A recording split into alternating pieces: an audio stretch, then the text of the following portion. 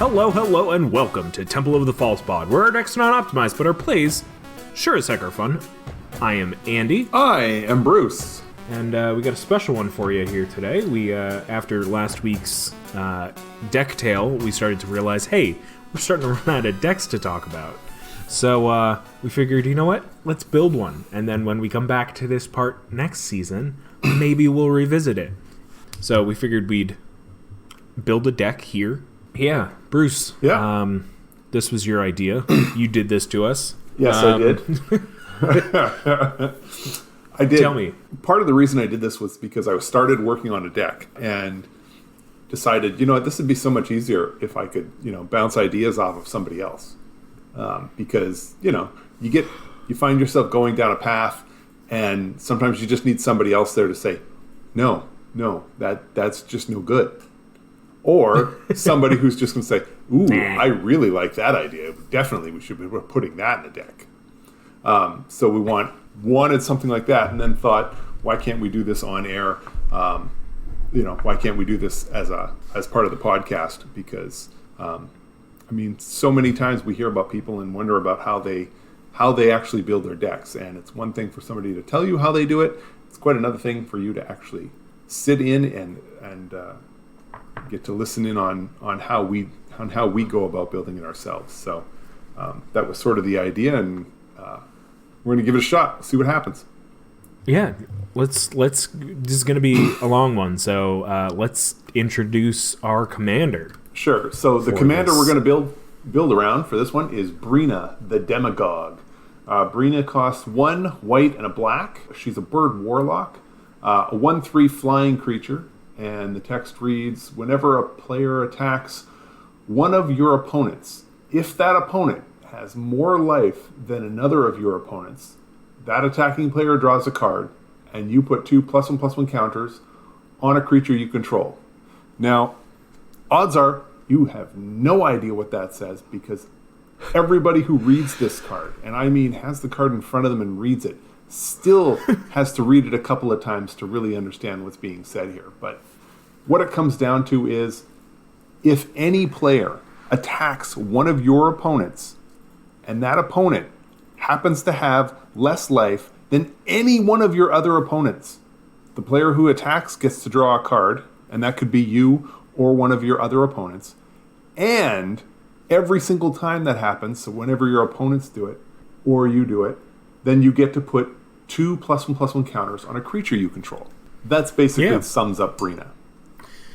Yeah, the way I see it, it's kind of like an inverse of, or not really an inverse, but like a cooperative version of Dethrone, where Dethrone is just, if you're attacking the person with the highest life total, you get this benefit. This is, if you're not attacking the person with the lowest life total, you get a benefit. And it doesn't even take you into a consideration, which is cool too. Exactly. And with Dethrone, at some point, there's always a person for whom Dethrone really doesn't work, because they're the ones with the highest life total. Whereas with Breena, it's just don't attack the person with the lowest life total. So if you have 40 and Breena's my commander, you can swing at somebody who has 20 life, as long as the other opponent has 19. That's the total requirement, and as long as you're not swinging at me.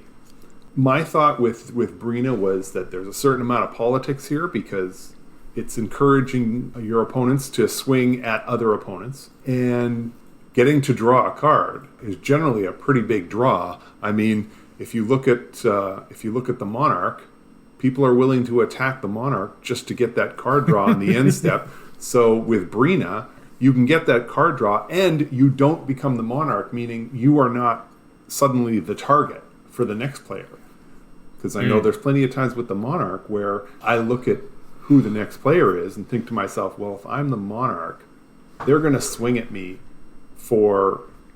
because they have a massive creature that can get through, and I'm going to take a ton of damage. So maybe it's better for me to not be the Monarch. Let that big, massive creature go pound somebody else. And, and I'll just survive. Breena doesn't have that restriction. If you want the card, swing at the person and fulfill the requirements. And honestly, I mean, if you hit the person hard enough, you might be the one of the opponents that has, not the lowest life total. right, right, But the cool thing about this too is that you don't need to connect. All you have to do is just attack. right. So you send your 1/1 token at whoever. You draw your card. Maybe your token dies. Maybe you don't do any damage. Maybe it's just a split. So your creature swings in and it doesn't die, and their creature blocks and it doesn't die. So nothing happens other than you get to draw a card, and me, as the controller of Breena, gets a couple of +1/+1 counters that I get to put on one of my creatures. Mm-hmm. So I like the idea of Breena, and I didn't think Breena was super overpowered because, in essence, you're giving card draws to opponents, and that's rarely a good thing. But I wanted to give it a shot and see how it looked. And I will say that Andy and I are going to make some efforts to try and not simply repeat the EDH rec page. Yes, or the precon. Right, or the precon specifically. So I've tried to find cards that are beyond that are outside that realm. So yeah. Where do you start with a deck like this? So when I start with a commander like this, I like to look at the commander itself, because so much of what I do is I build around the commander, which I understand can be a fault in itself. If your entire deck revolves around the commander, then your opponent just has to keep it off the battlefield and you're kind of hosed. But I always try and find cards that somehow work better with Breena around. So with every commander, I just sort of generally look at what they do and try and make some decisions based on that. So like in this case, we've got a commander that will draw me cards. So normally in a deck, I might look at trying to have 10 cards out of the 100 that somehow draw me a card, whether it's repeatable or one time. I generally look and try and find about 10 cards that do that. Since Breena does that, and Breena only costs 3 to get out, it's something I should be able to get out fairly early. So I'll look at some cards that do card draw, but I don't think I'm going to need the full 10. I think I'm looking at closer to 7 or even 6 cards that will help draw cards instead. And then we can look at either cards that encourage opponents to, continuing the theme, find cards that encourage my opponents to attack elsewhere. And if I'm looking at all of these +1/+1 counters, I'm definitely going to want a deck that has a higher creature count. And ideally, I think I'd like to find creatures that are going to benefit from these counters. That's fair. So I don't know if you want to start that way, or do you want to start with a mana base, or do we just start spitting out cards as we think of them? Like where my mind went first was what benefits from having +1/+1 counters on it. Okay. So obviously creatures, and I've been dealing with a lot of decks lately that have it generally in green, obviously, but a lot of black as well. That it's either modified creatures are X, and usually that's in green because from Kamigawa Neon Dynasty, but there are also a bunch of that care about cards with or creatures with +1/+1 counters on them, or creatures with counters on them have trample or something. Again, mostly green. So it was tough for me to kind of get back into that mindset. I haven't really built a deck around counters. I haven't built a deck in a couple months. Well, okay, so let's just go right with what you started with. I mean, right off the bat, Abzan Battle Priest. Okay. Abzan Battle Priest is it's a 4-mana 3/2 creature with Outlast, and Outlast is one white. So the Outlast is tap, put a +1/+1 counter on this creature. Outlast only as a sorcery. More importantly, though, it says each creature you control with a +1/+1 counter on it has lifelink, which means that most of my creatures will likely end up with lifelink. So that seemed like as good a place as any to get started. So yeah. And then following along that same theme, Abzan Falconer. Whoa. It's each creature you control with a +1/+1 counter on it has flying. It adds on and just keeps looking at that sort of thing.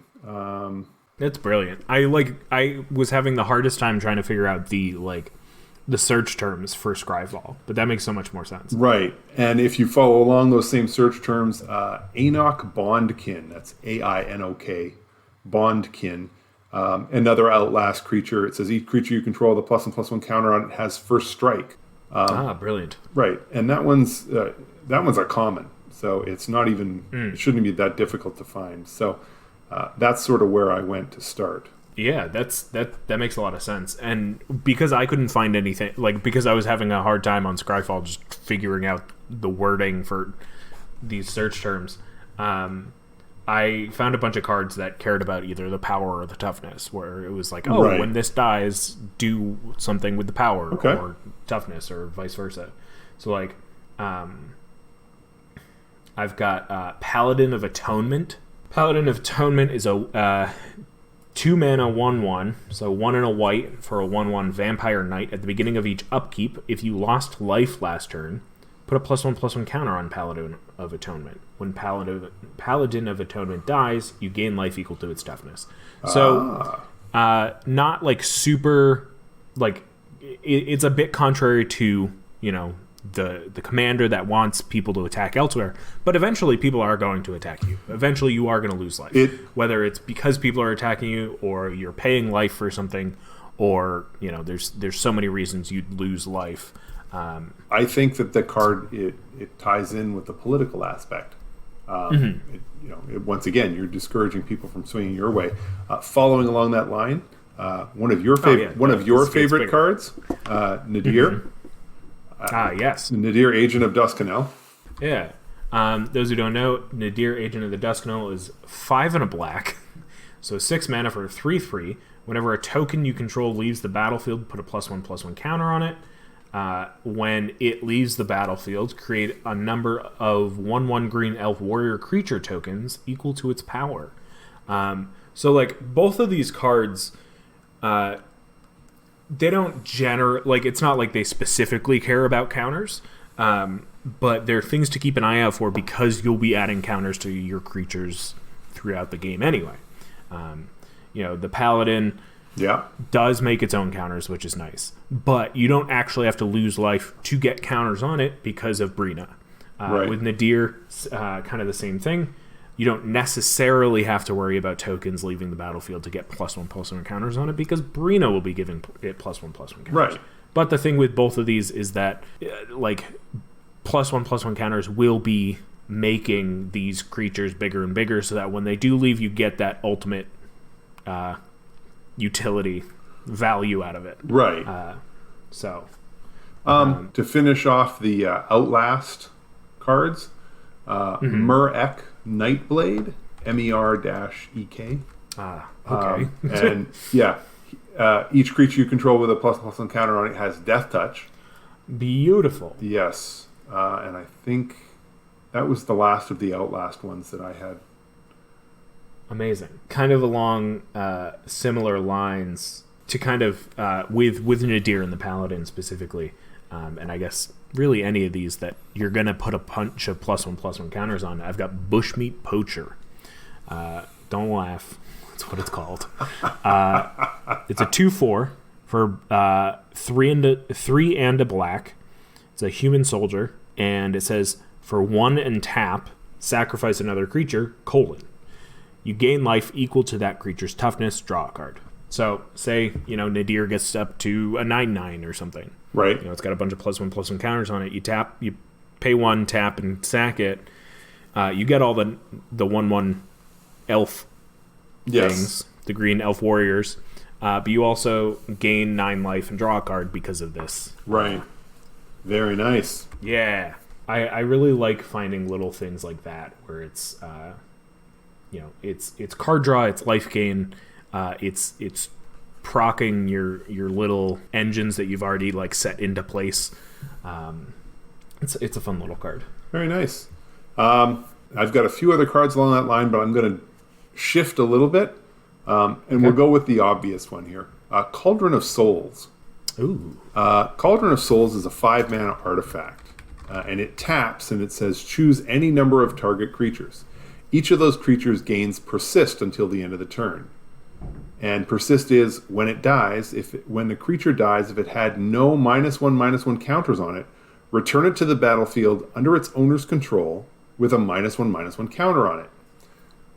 And then Breena comes along and puts 2 +1/+1 counters on the creature. So you lose one of your +1/+1 counters, it gets rid of the -1/-1 counter. Your creature is a net +1/+1, and you can tap Cauldron of Souls to give it persist again if need be. I think with a card like Breena, this is a great way to keep the loop going. And I think it's a given for the deck. It also means that you're likely going to take those first 2 +1/+1 counters and put them on Breena herself. I mean, a 3/5 is not a big deal, but a 3/5 that, when it dies, you can give it persist, so it just comes right back out with a +1/+1 counter, or it comes right back out, and then immediately when you get the next opportunity, you put the 2 +1/+1 counters on it, so that you're never having to pay the commander tax. So I really like the idea of Cauldron of Souls. Oh, for sure. And I will say there's also another card. It's called Cauldron Haze. I can't remember if it's a sorcery or an instant, but it essentially does the same thing as Cauldron of Souls, but it's a one-time shot. Cauldron Haze. Cauldron Haze is an instant for 1, and Orzhov hybrid mana. Yeah. It says choose any number of target creatures. Each of those creatures gains persist until end of turn. Yeah. I mean, that is definitely, a redundant thing, which is great, especially if, say you use the Cauldron on somebody's turn and the next turn somebody tries to kill it again, you've got the Cauldron Haze to help out. Something I would also consider putting in this deck that I don't know if I would because there's going to be a lot of black creatures is, what is it? The Scarecrow. Okay. And it gives things persist. Antler Skulkin. There we go. Ooh, yes. Antler Skulkin is a 5 mana 3/3, and for 2, target white creature gains persist till end of turn. Nice. I don't know if you'd want to consider putting this in the deck, if only because it only targets white creatures. And you're going to have black creatures, but not having the Skulkin could also be dangerous. I don't know. I think you put the Skulkin in, even if you're only going to use it for Breena. That's true. And that by itself should be good. But what the Skulkin and the Cauldron of Souls and the Cauldron Haze all tell me is we should be looking at creatures that already have persist and deciding if there's any of those that we want to see. I went and took a peek, and Kithkin Spellduster. It's a 5 mana flying creature. It's a 2/3. But most importantly, it says for 1 and a white, you sacrifice it to destroy target enchantment, and it already has persist. So you can just sack it to destroy the enchantment. It persists, comes back with a -1/-1 counter on it, and then use Breena to make it into to give it the +2 and make it into whatever. It doesn't matter. You're getting rid of the -1/-1 counter, and then you can sack it again. So it gives you a repeatable enchantment removal spell. For sure. I guess if we're going with persist, then might as well put in Puppeteer Clake. Oh, absolutely. 3 black for a 3/2 with flying, which, overall, unimpressive. It's got persist, which is fine. But even if you're just putting +1/+1 counters on a flyer, that's great. Yeah. Because it'll just be big and hard to block. Definitely. But it says when it enters the battlefield, put target creature from an opponent's graveyard onto the battlefield under your control. It gains haste. At the beginning of your next end step, exile it. So you're essentially exiling things from your opponent's graveyards, which is good. You want that. Graveyard hate, need more of it. Right. But it's taking a few more steps, and you're getting some value out of it. Especially if you kind of recur it over and over and over again. So Andy, I know this is a bit of a flight here, flight of fancy, because my brain's going all over the place. Something to throw in, and then we can come right back to the counters. Bajukabog, because you just finished saying that we need ways to control the graveyard. We're in black. To me, especially in a 2-color deck that includes black, you should run Bajukabog and just use that as a default unless you've got a reason to not have Bajukabog. And for sure, of course, Temple of the False God. Right. If we're already in lands, got to put it in there. Right. I recommend using the Scourge version of Temple of the False God if you have the choice. And if you need one, let me know. I may have 50 or so in hand. Kind of along with Persist, a card that I found out of Battle Bond, which I don't know if it came out otherwise. It's called Together Forever. Okay. It's an enchantment for white. Battle Bond was the first printing. It says when it enters the battlefield, support 2, put a +1/+1 counter on each of up to 2 target creatures. So it could be yours, could be anybody's. You figure it out. Yeah. 1. It's got an activated ability where you pay 1. Choose target creature with a counter on it. When that creature dies this turn, return that card to its owner's hand. So, if you want to help somebody out, that's why you would put +1/+1 counter on somebody else's creature. But you can obviously, the more common case use of this would be to do it on your own creatures. It's just a great little little thing. And just to be clear, Together Forever lets you put those counters on any creature. Breena says you have to put it on your creatures. So just keep that in mind. But, I mean, like you said, Together Forever is a card you're mostly going to use on your own creatures as they're about to die, just so that you get it in hand and play it right back out.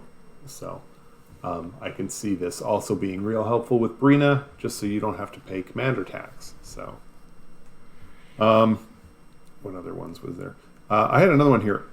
Alharu, Solemn Ritualist. Okay. It's a 5-mana 3/3, and it says when Alharu, Solemn Ritualist enters the battlefield, put a +1/+1 counter on each of up to 2 other target creatures. Yeah, that's great. Let's get to the real stuff. Whenever a non-token creature you control with a +1/+1 counter on it dies, create a 1/1 white spirit creature token with flying. Now, this card also has partner, but that's neither here nor there. I picked it solely because whenever one of my non-token creature dies, I get a 1/1 white spirit creature token with flying. So, right off the bat, I'm getting a 1/1 flyer that can chump block, or next turn become a 3/3 flyer that can that suddenly becomes a lot more painful than just a mere 1/1 white spirit creature token. So I got a kick out of that one. Yeah, no, this is sweet. I mean, kind of in line with Nadir, I like just being able to make tokens out of things dying. I mean, for the longest time, my favorite deck was Teysa. So, using dying triggers is a thing that I immediately go toward whenever making a deck, and this fits right in that. Right. In addition to Nadir, another card that plays a lot like Nadir is Boss's Chauffeur. It's 5 mana. It's 4 and a white. For a 0/0 creature, it enters the battlefield with a number of +1/+1 counter on it equal to the number of other creatures you control. And it has Alliance. Whenever another creature enters the battlefield under your control, put a +1/+1 counter on Boss's Chauffeur. Very nice. When Boss's Chauffeur dies, create a 1/1 green and white citizen creature token for each +1/+1 counter on it. So, like I said, it plays a lot like Nadir in that aspect. So. Yeah, I'd say. That's great. That's surprising. I like that. I like that it's, it keeps up with as many creatures as you have on the board. rather than just like doing the one-time +1 counters, and you want to get the most value out of it. Like, you don't have to worry. You just put it on the board, and then you'll get more later. A lot of what I try to do when I'm looking at or when I'm making new decks is look at a lot of the newer sets, or a lot of the sets that I like really enjoy. The D&D sets and sure. The Commander Legends sets. And so a card that I came across, because I usually just put into Scryfall, like, oh, these are the sets that I want to look at. A card that I came across is called Iron Mastiff. It's a 4-mana artifact creature, dog, for a 4/4. And it says, whenever Iron Mastiff attacks, roll a d20, which I love. I love that already. Right. Roll a d20 for each player being attacked, and ignore all but the highest roll. So it encourages you to attack, more than just the one person. Then if you just if you just attack one person, then you just roll 1 die, and you just have a higher chance of it being a lower thing. But even so, 1 to 9, Iron Mastiff deals damage equal to its power to you. So you have less than a 50-50 chance of doing that, but maybe you get 4 damage taken. 10 to 19, which is actually 50-50. It's 10 of them. Iron Mastiff deals damage equal to its power to defending player. And then 20, Iron Mastiff deals damage equal to its power to each opponent. So, I mean, this gets really exciting. Considering the context of this deck is putting +1s on everything. So right. You're not just dealing 4 to yourself or your opponent, or just dealing 4 to all of your opponents. You're dealing 6, 8, 10. Like, you're dealing a lot of damage on attack, and that's before blocks. I'd love to say it's amazing, but it could backfire, and that's just what I love. Right. So, I will say, so with Breena, if I'm reading Breena correctly, if I attack all 3 of my opponents, then I'm pretty sure that I'm going to get to draw 2 cards. Yes. Because I don't get a card for attacking the opponent with the lowest life total, but I will get a card for attacking each of the others, so I'll get 2 cards. And then, as long as none of them are tied for the bottom life total, yeah, that should be. Right, so you'll get extra cards. And you'll also get 2 instances of 2 +1/+1 counters on a creature. So remember, all of this happens when you attack. So This is before damage. So if you swing at, even if you only swing at, say, the 2 opponents that have the higher life total, you're getting 4 +1/+1 counters that you can then put on any one of your creatures. Preferably the one you're pretty sure is going to get through. Or maybe it's the one you want to make sure doesn't die, or whatever. That's a pretty significant boost to your creatures. I like the idea. I like that idea. So yeah, Iron Mastiff. That sounds cool. You know what? If just under half the time I lose life, as long as it's even, then we're fine. Right? I mean, yeah, there are plenty of other ways in this deck that I'm sure will find ways to gain life again. Besides, Andy, I've proven over and over again with the number of lottery tickets that I've bought, I don't need to know what the odds are. Yeah, I mean, the odds are now that you'll just win every time. So right, it just, yeah. My next card kind of goes in this, wants high power toughness type category as well. It's called Doomweaver. It's a 6 mana, 4 black, for a 1/8. It's a spider horror. It's got reach, of course. And then it has Soulbound, which, for those who don't know, says Soulbound says, you may pair this creature with another unpaired creature when either enters the battlefield.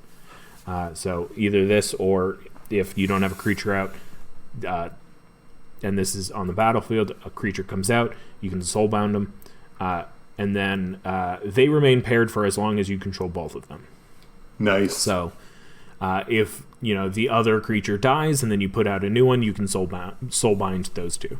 Sure. As long as Doomweaver is paired with another creature, each of those creatures has, when this creature dies, draw cards equal to its power. So obviously, this is a card draw engine in this deck where if you put a lot of +1/+1 counters on, you get to draw a lot of cards when it dies. Sounds good. Yeah, that's pretty much it. I have never seen this card until doing this, and I was very surprised and happy with where it just kept adding text. I was like, yeah, okay, wow, oh. Sure, it's a 1/8, so if it dies while it's soulbound, you're only going to draw one card, but ideally you're putting +1/+1 counters on it, so. Yeah. Now, I know that we're getting close to a break here. So I want to do one more card before we jump on the break, because all of this we've been talking about, a lot of +1/+1 counters on creatures, and of course we all know you get all those beautiful counters on your creatures, and then somebody wraths the board, and it's like, oh good, I get to start all over again. Well, let's go straight to it. Let's get the Ozolith out there, because come on, nothing says recovery from a wrath quite like the Ozolith. So, so I wanted to make sure that we added that to the mix before we headed out for the break. Oh, for sure. The Ozolith, for those who don't know, it's a 1-mana legendary artifact. Whenever a creature you control leaves the battlefield, doesn't have to die, doesn't have to be there. It can be exiled, it can be bounced, whatever.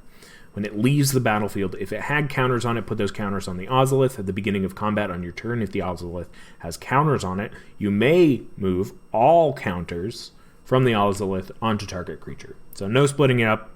Yeah. We've talked about this before. It desperately needs a reprinting because it's up to $30. Yeah. It's stupid. But we want it. It should go in this deck.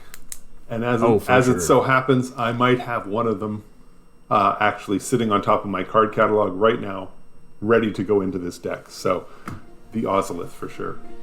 Fancy.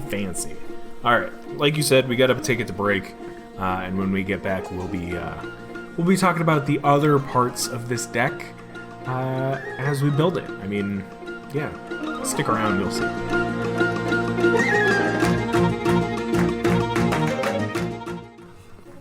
This episode of Temple of Falspot is brought to you by Breena, the Demagogue.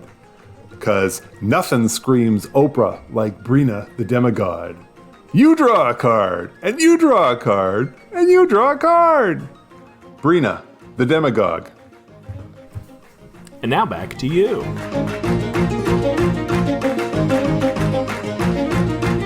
Hey, we're back. Wow, we this deck, man, it's coming along. I think it's fitting that Breena is the one we decided to do, as we're doing this very, very together. Like it's a cooperative experience. It's great. Yeah. It's very fitting flavorfully. But looking at the time, it's making me realize that this is gonna be a two-parter. This is gonna be our first two-parter. I think so. So I'll tell you what's gonna happen, both you and the audience. We're gonna keep working on the meat of this deck, the special character of it, and then we'll come back in a couple weeks and we'll talk about how to round out the deck with regards to Breena, with it being very specific to our commander. Sounds good. Cool.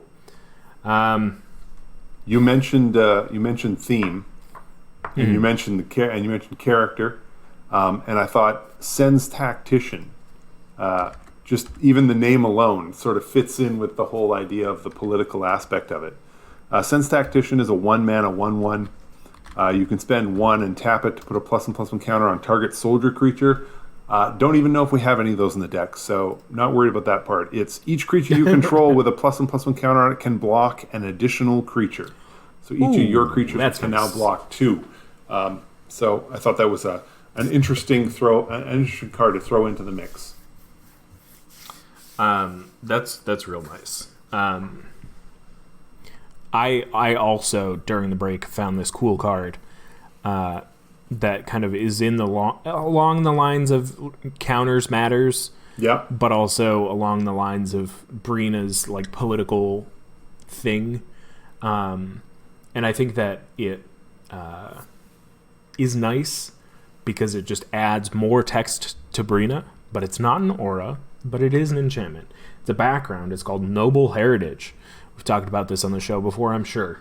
It's 1 in the white for legendary enchantment background. Commander creatures, so Breena, you own, have, when this creature enters the battlefield, and at the beginning of your upkeep, each player may put 2 +1/+1 counters on a creature they control, which also includes yourself. For each opponent who does, you gain protection from that player until your next turn, which is awesome because when Breena comes out, you get +1. You get to give out, or people get to take their +1/+1 counters as they wish, and then they're going to be attacking elsewhere anyway, and then comes back to your turn, and it happens again. It also says in parentheses, you can't be targeted, dealt damage, or enchanted by anything controlled by that player. Nice. You can't, but your creatures can. So beware of that.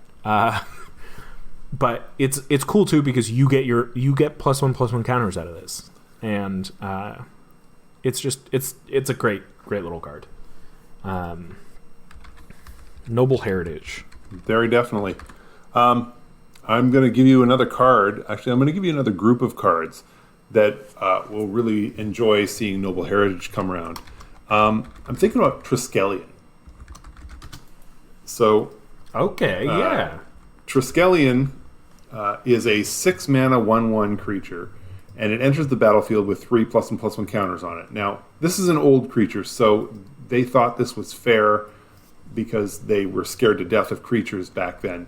Obviously, that's not really that particularly good now, but more importantly, with Triskelion, it's remove a +1/+1 counter from Triskelion. It deals 1 damage to a creature or to any target. Sorry, that's the Oracle text, so you can target the planeswalkers.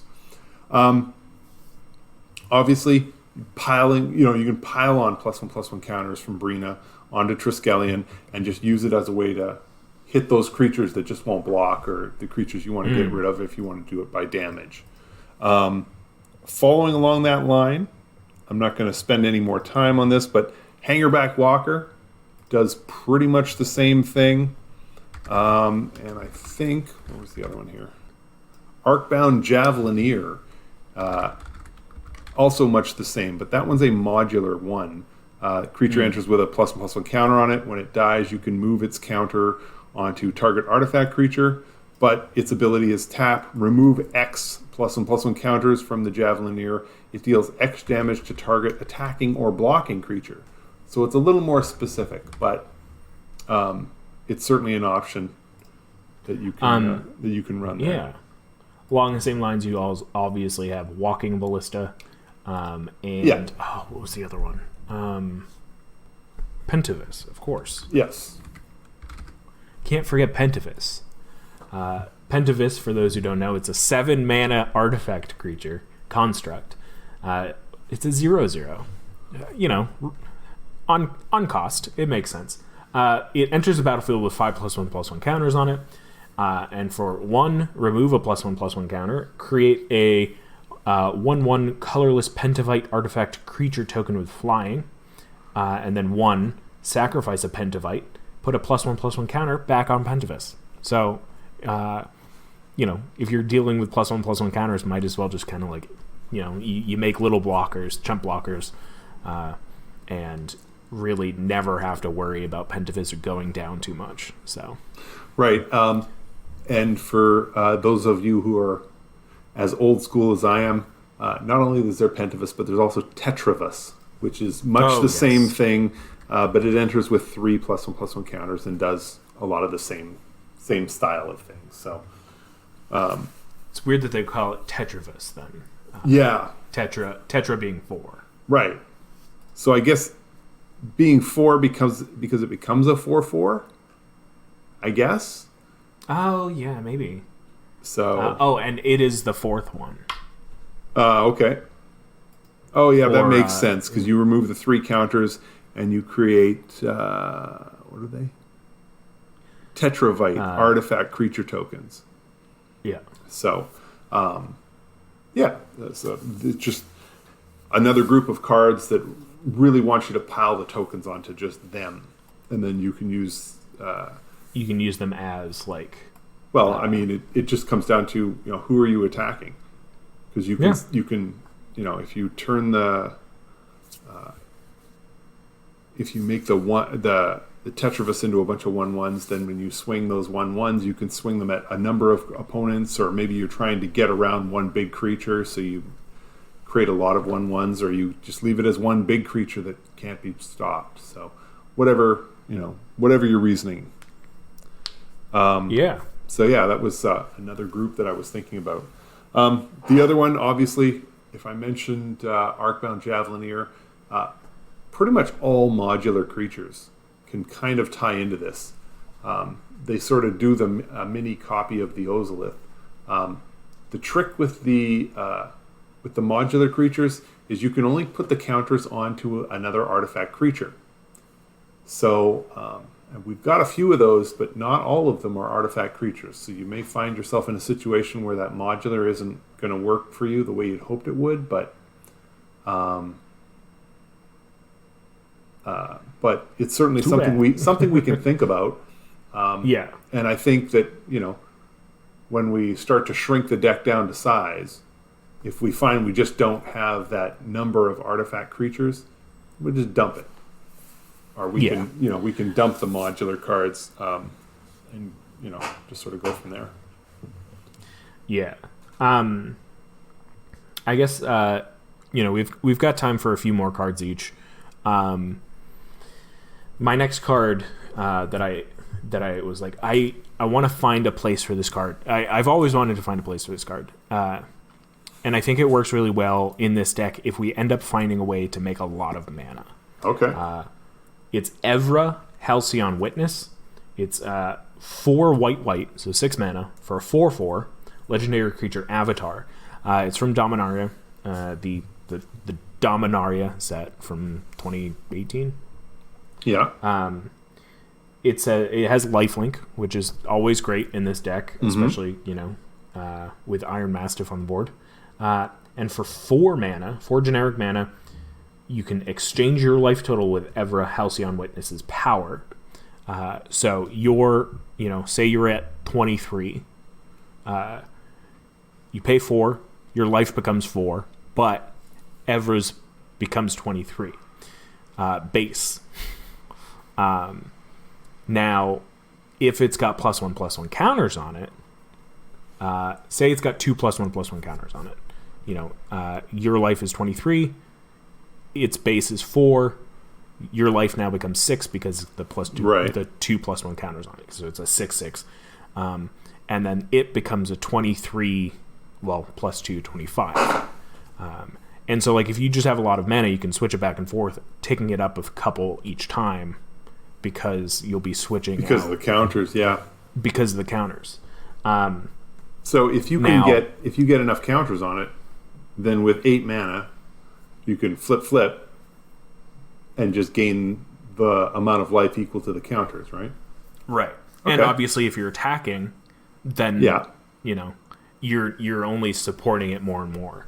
Now, the dangerous thing here is it only has 4 toughness. So the great thing with +1/+1 counters is that they bring it up together, but just be aware and be careful to not just, screwing yourself over. So what you're saying is don't swing with Evra and the Iron Mastiff at the same time? Yeah. When your life total's Let's at go 4. put some counters on it. That would be intense. That would be quite along a the bit. same lines. Along the same lines too, I've got Mask of Grizzlebrand. This is one of my favorites from lately. It's an equipment. It's from Midnight Hunt. It's 1 black. Legendary artifact equipment. Equip 3. So it's a lot to get there. It's either 2 turns or you need 6 mana. Equipped creature has flying and lifelink, which is always great. Evasion to not get blocked and die. Lifelink to gain you life. Whenever equipped creature dies, you may pay X life, where X is its power. If you do, draw X cards. So obviously, it gets up there, but it'll hopefully gain you life before it dies. So you don't really have to worry too much about the life you're paying. But if you've got a bunch of +1/+1 counters on it, it draws you like a butt ton of cards. And it's a May, so you don't even have to do it. Like if you're worried, if you're worried about your life total, then don't do it. But it's either all or nothing on this one. It's not. Well, I mean, the thing is, you swing it in. Mm-hmm. You know, if you put it on a 3/3 creature, you swing in. Now, the creature has flying and lifelink, so it's going to do 3. So if the creature does 3 damage, you gain 3 life. And if the creature dies, well, then you can spend the life you just gained. Exactly. And then draw the cards. So your net is draw 3 cards. You're going to take that every time. Oh, absolutely. And hopefully either you've gotten in for damage or you killed something along the way. Right. So, I mean, you just have, because, I mean, you definitely want to take advantage of this one. I actually was, Mask of Grizzlebrand was one that I was thinking about as well, and I like the idea of that one. Me too. How about Una's Blackguard? It's another one of the +1/+1 cards. A 1/1 flyer. Each other Playing rogue. rogues? Well, yeah, I'm not playing rogues. So if each other rogue creature, blah, blah, blah. And then whenever creature you control with a +1/+1 counter on it deals combat damage to a player, that player discards a card. So Una's Blackguard plays rough because discard that's a tough pill to swallow. So, but hopefully it's less because you're also allowing them to draw cards. Right. But I mean, it's great. It's a card that I've put in and taken out of decks and put in again, just because I'm like, just the time of day. I'm like, right. I'm feeling this way about this card. I'm going to keep it in. I'm feeling this way now about making my opponent's discard. I'm going to take it out. And it's just like, oh. Right. It's one of those cards that toes the line for me. That I'm like, I don't know if I like this or not. I don't know if I like this effect, but right. Andy, do you want to go into other categories, or you want to save that for part 2? Because I've got a card that helps draw cards that fits the theme, but I'm happy to hold off on that one until the next episode. Yeah, I think let's wrap it up here. In our next episode, we'll talk about card draw, we'll talk about removal, we'll talk about all the stuff that rounds out a deck, the politics game, and then we'll kind of narrow it back down to a perfect 100. I've also got currently at and I've also got another secret category that we will go into that I think will fit with Breena, or at least Andy and I will have a chat about it and we'll decide if it does. I think it'll be interesting. So yeah, because as we stand, we are at 30 non-land cards, which is perfect for halfway. So we're halfway there. We'll pick this back up in a couple weeks, and I hope you guys stick around for the rest of this Breena deck, because I'm excited for it. I want to play it, but we'll see how it goes. I also want to hear everybody's thoughts on the deck or suggestions for other cards. And like I said, don't just parrot back the precon. Or go to EDH Rec and give me all the cards on EDH Rec. And yes, I appreciate that many of the cards that we've chosen here are likely already on EDH Rec. But just I want to hear some original ideas and some interesting thoughts as far as how you think Breena should go. I mean, give us your deck, give us your suggestions for cards, and we'll do the best we can with that. Give us your primo secret tech for this one, right? And we'll talk about it. Yeah. But that's what we got for this week. Here at Temple of the False Pod, where our decks are not optimized, but our plays sure as heck are fun. I'm Andy. I'm Bruce. And I hope you have a great day, a great night, whenever you're listening to this. Thank you again for listening. Have a good one. Play some Magic for me, and may your 5th land be the Temple. Bye!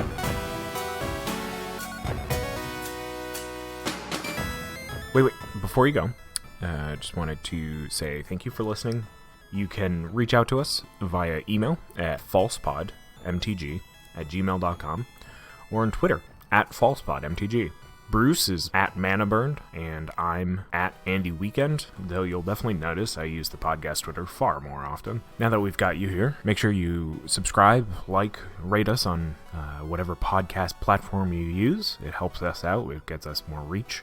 Subscribe to us on our YouTube channel. Like a video there. Leave some comments for more casual enjoyment. Thank you so much for listening. We'll be back with some more timeless discussions about all things casual. So come hang out, and may your 5th land be the Temple. Bye-bye. Should I do my best, Bruce? Bye!